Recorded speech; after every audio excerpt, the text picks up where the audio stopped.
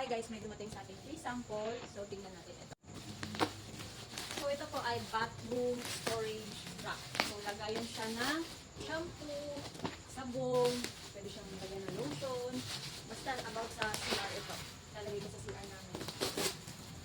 So, ito ay plastic siya. Ang pinili kong color ay color black. So, ina-assemble siya. Tapos, ito, o diba? Para siyang ano ng aso. Kamay ng aso. So, 5 layers po ito na sunod-sunod. 1. And then, ito siya 2. 3. 4. And then 5.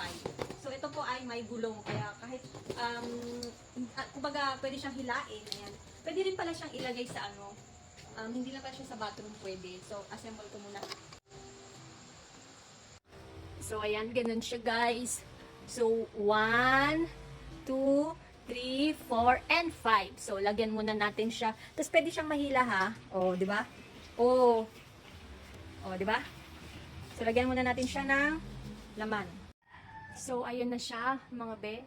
Nilagay ko na siya ng mga laman. So, ayan. So, ilalagay ko dito sa pinakababa yung ating Zone Rocks. Ganun, palinis ng CR. So, ayan siya. Oh, check out na kayo dyan kung gusto niyo ng ganito. Tsaka, hindi siya bakal, hindi siya mabilis kalawangin, diba? Plastic lang siya.